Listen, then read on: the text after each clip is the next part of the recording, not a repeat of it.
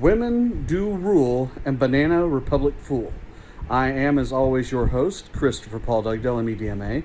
We are Duncanville High School in these United States, and today is April 19th, 2021.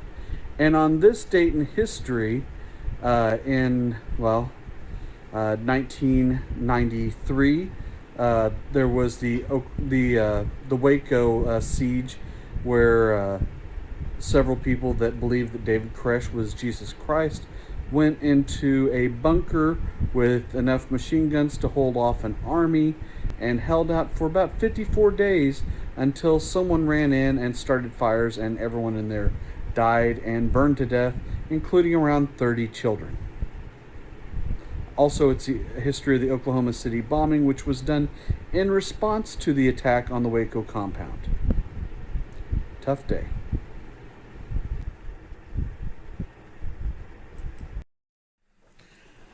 Okay, so medicine of the 1950s had some really important breakthroughs. Antibiotics could finally treat infections and keep people from dying.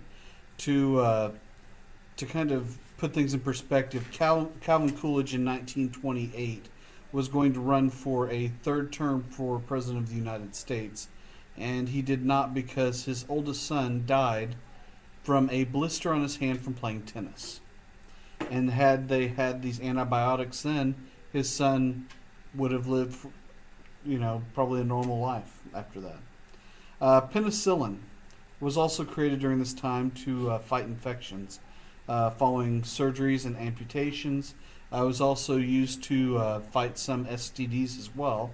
And basically, most of what penicillin is mold.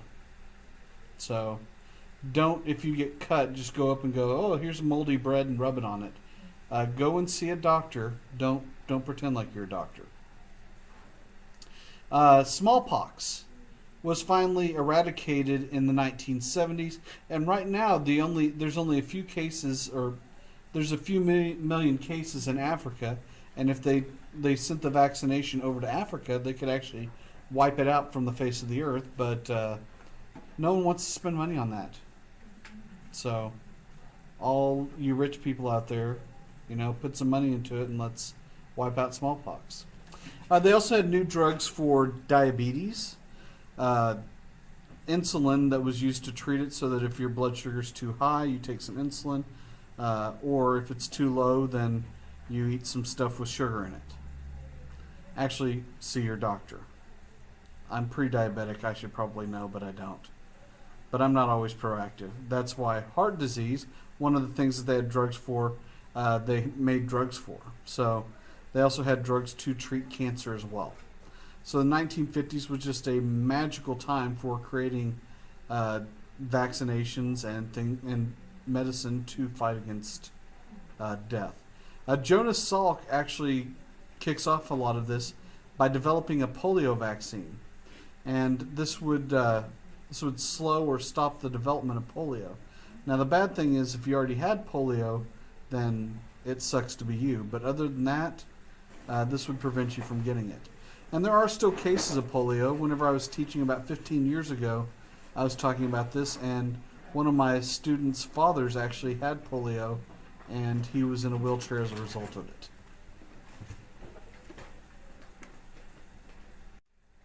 Okay, the generation gap. Okay, so baby boomers following World War II had much different childhoods than their parents that grew up during the Great Depression. The Great Depression actually will affect most of that generation for the rest of their lives. I had a great aunt who lived so far below the poverty line that it was almost criminal how she treated her kids. They grew up in a camper and got all their food and clothing and everything they owned by dumpster diving, and that included underwear. When she finally died, they were cleaning out her room, and someone dropped one of the books, and about $20,000 fell out of it. So they went through and started shaking all the books, and they found about $1.6 million. So they lived in horrible, horrible conditions, but had massive amounts of money. In her mattress, they found about $800,000. Actually, not her mattress, but her box spring. But that's one of the crazies from then. Also, during the 1950s, in many countries, homosexual relationships were decriminalized.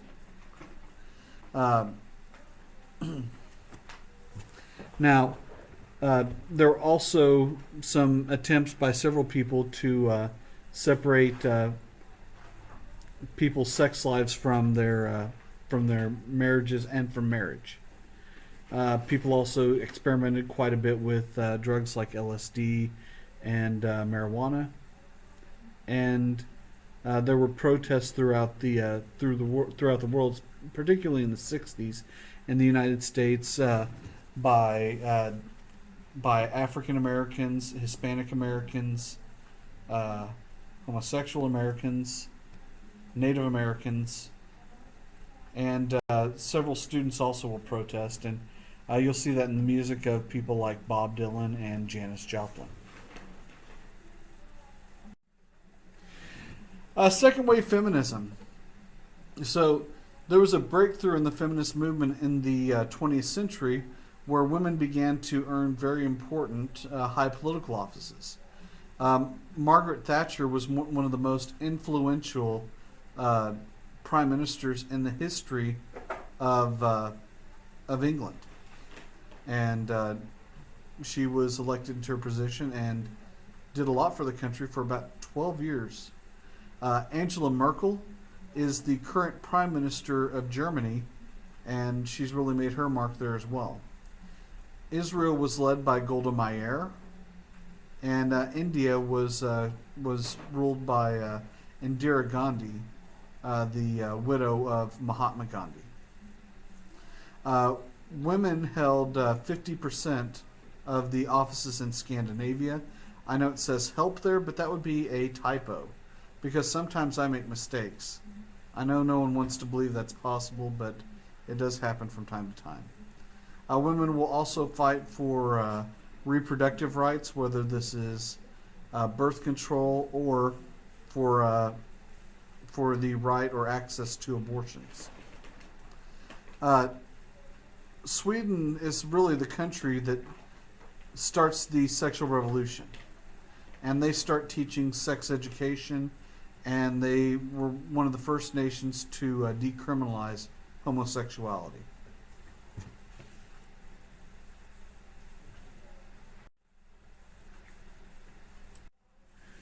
Simone de Beauvoir, she wrote a book called The Second Sex, and she said that women's role in society was more based on expectations and tradition instead of biological constructs. Okay, and women were treated as the quotation marks, the other, based on a man's role instead of having a separate identity. And women were really treated as second-class citizens. So their role was more defined by what the man didn't want to do instead of what they were actually capable of doing. Betty Freeman writes a book called The Feminine Mystique, and in this she encourages women to battle against sexual stereotypes and fight for equality in education, business, and government. And to further push for this progress, she founds a movement called the National Organization for Women, or NOW.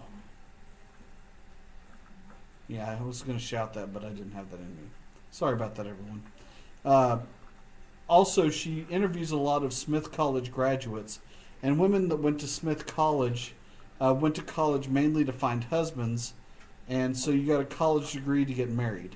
And basically the only thing you did after that was raise the children. And I know I just said the only thing you did after that. Raising children takes a lot of effort. But that's kind of why people went to college. And a lot of the women married very wealthy men, and while they found they had just about everything they ever wanted, they felt extremely unfulfilled as a result.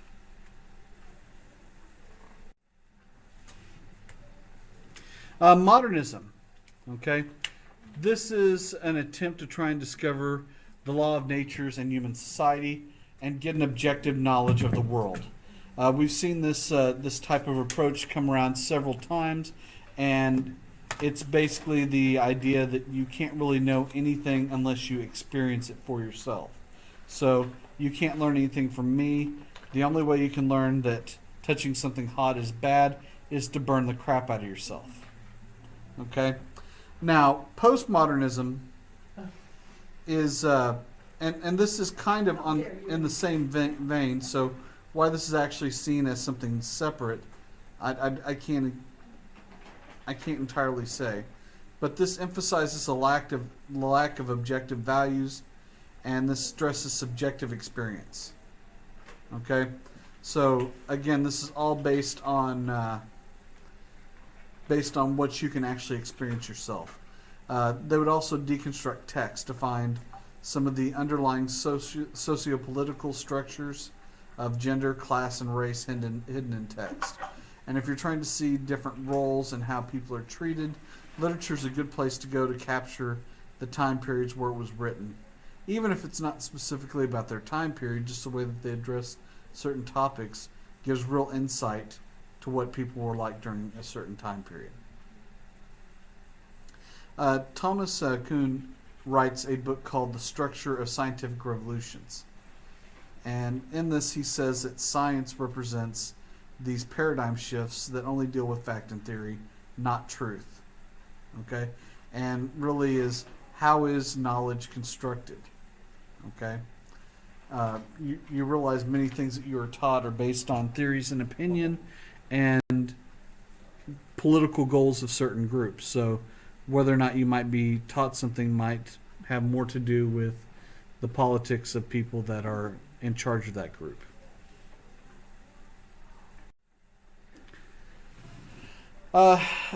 Ferdinand de Saussure, he creates something called Structuralism. Okay? And in this he said that the only reason that we have any type of knowledge is because of language. And that humans had no capacity for knowledge until language existed. Because if you're not able to describe and explain what you're talking about, there's no way to have a common point of reference for understanding to exist between two different people. So you have the signifier, this is the expression of a concept, and the signified, which is actually the meaning. And meaning seeks expression in language. And this can lead to a lot of problems by a lack of understanding between two different groups. So basically it's a viewpoint that without language nothing in life would have any meaning, or there would be no knowledge without a way of being able to express it. Jacques Derrida, not Dorito, but Derrida, he says that privilege depends on having an inferior group. Okay? And you can never have someone that has privilege without having a group that is being taken advantage of. He also says that written language demonstrates that oral speech is not inferior to written speech. Okay, Michael Foucault, power is exercised rather than possessed, and talks about the diffusion of power controls in all relationships. And this is one of the things that's always a big argument in the business world. Can you have power and use power, and is there a certain point when you run out of power? And if you empower others, do you lose the power that you actually have yourself? And one of the big pitfalls of a lot of people in business is this concept of, I don't want to help this person get a better job, because if they do, then I'll lose my job. But in reality, the truth is, if you don't have someone trained to take your position, you can never be promoted. So it's a kind of problem that kind of lies within itself of, you can limit yourself by doing that. But even if the person that you train gets promoted, if you treated them well, they in turn many times will treat you well in turn.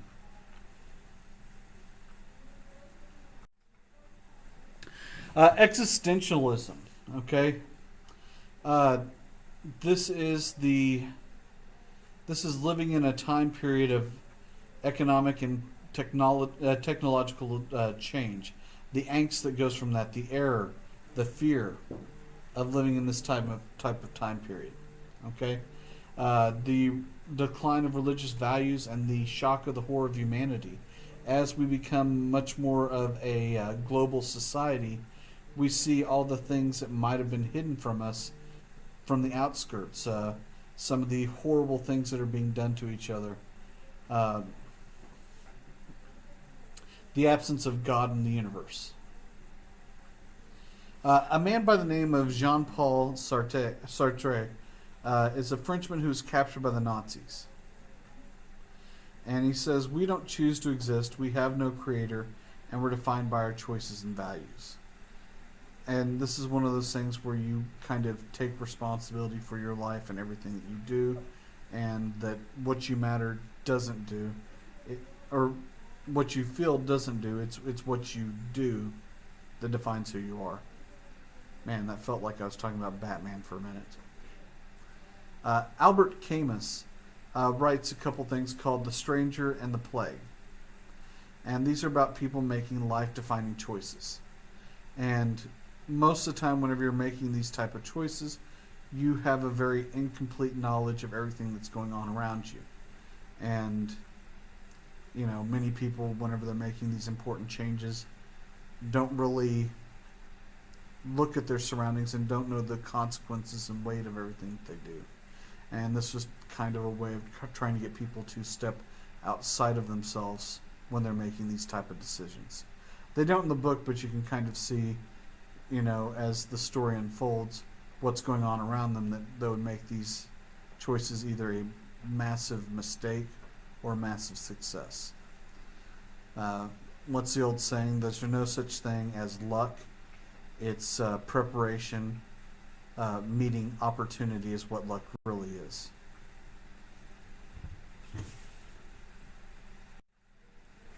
Art, theater, and music. Okay, New York City becomes the and boy did I say that like a country idiot. New York City becomes a cultural center of the world. You have so many theaters, you have so many museums, and one of the examples here that I'll use is the Guggenheim. Okay, the Museum of Modern Art. It's in Manhattan. It is, I want to say, somewhere around 80th Street. So if you're ever in Manhattan and you're wondering, I want to go down to the Guggenheim, and you're south of Central Park, well, just follow up Central Park on the east side, and you will get to the Guggenheim. Okay, this helps Americanize the world through film and rock and roll. This U.S. being the cultural center of the world.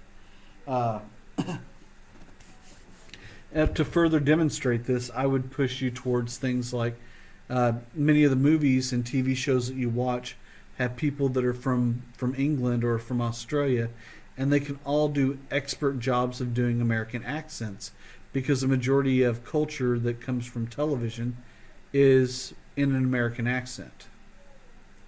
You know, for anyone who's a fan of shows like The Walking Dead or even The Avengers, listen to some of those people interviewed and you hear an accent of, whoa, what the crap is that? Okay. Also through American rock and roll, you have people like Chuck Berry, who are very influential, Little Richard, Ray Charles, the king of rock and roll himself. Would be Elvis Presley, officially according to text.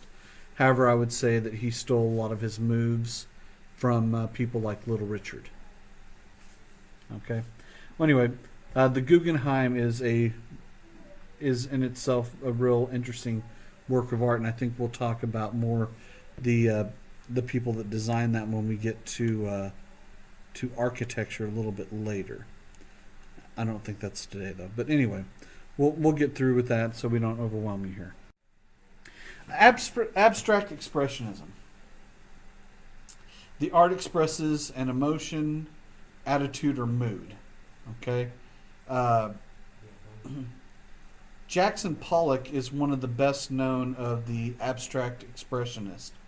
And he dripped paint on, he poured paint, he splashed paint. He also would sometimes use bodily fluids in his work from, well, just about every bodily fluid, and that would include things like vomit, urine, fecal matter, and semen as well in some of his artwork. So don't sniff a Jackson Pollock work.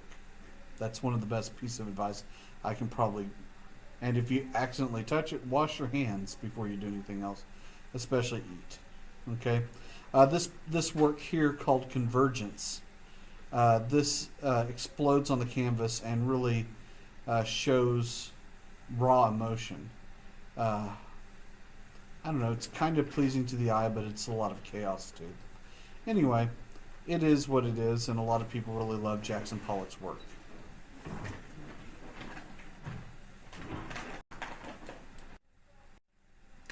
Pop art. This comes with the rise of consumerism, or ironic comments on consumer capitalism. Okay, so one of the most famous or infamous of these artists is a man by the name of Andy Warhol. And he would use things like color and multiple prints and advertisements. You see the images of Marilyn Monroe in the several different colors. This is an example of one of the works that he does. The Campbell soup cans. The amount of money that people paid for prints like this, to me, is insane. And I don't know. I guess it's kind of neat, but I wouldn't spend money on this. Of course, if anyone wants to donate a piece of Andy Warhol's work to me, I will find a nice place for it, maybe in an auction house. Roy Lichtenstein. If you look at some of the work of his on the right-hand side, he combines comics and advertising, and it's really an interesting take on it, and creates another form of art as well.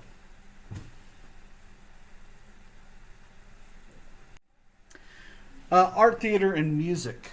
Okay, so the theater of the absurd. This is influenced by people like Albert Camus, and the audience tries to figure out what's happening on stage. A couple different examples of this. A man by the name of Samuel Beckett wrote something called Waiting for Godot, where two homeless men talk about waiting on a man named Godot who never shows up. It's the entire play. They've actually made several movies of this, and it is weird as crap, and it's like, what the crap is going on here? Tom Stoppard wrote something called Rosencrantz and Guildenstern Are Dead. And this is two characters from Hamlet are talking about their upcoming death, but there's nothing they can do to prevent it from happening. Okay? So as if they have read the script of their life, and they know that they're going to die at this moment, and they're going to die. No control of the situation. That's actually a little bit more interesting of a story. Anyway. So, the European Coal and Steel Community, the ECSC. In this, Jean Monnet and Robert Schuman started a partnership between Germany and France. This is going to get rid of trade barriers between these two countries and really make it possible for there to be an expansion of this to the rest of Europe eventually. This is going to include Belgium, Holland, Luxembourg, France, Italy, and West Germany. And once this starts, it's going to be moving towards other countries as well. So I hope everyone's excited that that you're going to have this expansion of that you're going to have this expansion. So the doctor's plot. So in the Soviet Union, there was this thought that the Jewish doctors were trying to poison several different Kremlin officials. Stalin was the type of person that anytime he saw something controversial like this, he would have rounded up probably all the doctors that treated anyone in the Kremlin and had all of them executed. But before Stalin could execute and imprison the doctors, he died. thankfully. And whenever he dies, and by the way, he really is seen as a hero to the Soviet Union because he helped win the war for the Soviet Union. He beat the Germans, and he's really seen as a hero, even though he is not the best guy on earth. Nikita Khrushchev is going to take over, and he he basically becomes infamous because he was the one who helped hold Stalingrad, and had the Soviets lost Stalingrad, then the Germans would have had access to all their oil fields and all the supplies that they needed, and the war would have gone completely different. Also, under Nikita Khrushchev, the KGB, or secret police, grow in power. What you may or may not know is Vladimir Putin, the current leader of the Soviet Union, was at one point the leader of the KGB. And now he is in his, I don't know what number of terms, and he was actually voted out but stayed in office, and the person who he stole the seat from was like, it's okay because I understand that I'm going to be violently murdered otherwise. So, like I said, Nikita Khrushchev, he was the one who took over after Stalin died, and he actually believed that it was possible for the U.S. and the Soviet Union to coexist. So while you have the Kennan's long telegram, or the containment policy, he thought it was possible, and he starts overtures with Eisenhower to try and create a lasting peace between the Soviet Union and the United States. But once they found the U-2 spy plane, that falls apart. He signals the de-Stalinization of the Soviet Union also during this time, where they encourage writers to publish the excesses of that time period. Okay, and Alexander Solzhenitsyn writes One Day in the Life of Ivan Denisovich, and it shows the grown depiction of the Gulag system. The Gulags were the prisons where they put any types of enemies of the state in these prisons up in Siberia, where the average temperature during the summer is around 15 degrees Fahrenheit. So it seldom gets above the freezing point. It's just kind of miserable place to live, kind of like living in Detroit. Sorry, I did that joke just for me, but it made me happy. Okay, Guatemala. In 1954, Guatemala actually tries to form a socialist government and nationalize all the U.S. fruit companies. But all the companies that controlled the banana industry pressured the government, and the government under the CIA is going to back a coup d'état and overthrow Jacob Arbenz Guzman. Okay, and they call it a banana republic because the U.S. was able to overthrow the government so easily and replace it with a puppet government controlled by them. So Banana Republic is kind of a puppet government. Or actually, a banana republic.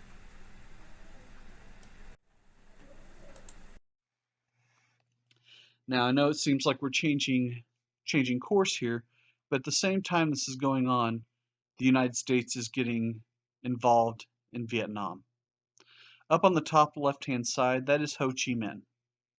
Ho Chi Minh had been around for a long time. In 1917, at the age of 18, I'm sorry, 1919, at the age of 18, he approaches Woodrow Wilson at the Treaty of Versailles, and at that point, Wilson and several of the other leaders were dividing up Europe to make sure that uh, everyone had their own country, then everyone was happy, and there'd be no more rebellion. Ho Chi Minh thought this was a perfect time to do the same thing for Vietnam. When he was turned down, he formed the Indochinese Communist Party and got help from the Soviet Union. and he gets kicked out of Vietnam. About 20 years later, whenever the Japanese had overrun Vietnam during World War II, he formed a group called the Viet Minh, and their whole thing was to force Japan out of Vietnam. The U.S. will actually help him, send him supplies, and help him beat the Japanese.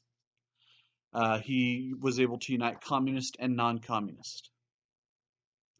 And after World War II, he declared Vietnam a nation. But France wanted back its colony, so it was allowed to take back over Vietnam. Now, France did not have the ability to keep all of its territories the way it was, and Eisenhower had this theory called the domino theory and said that if Vietnam falls to communism, Asia would do the same.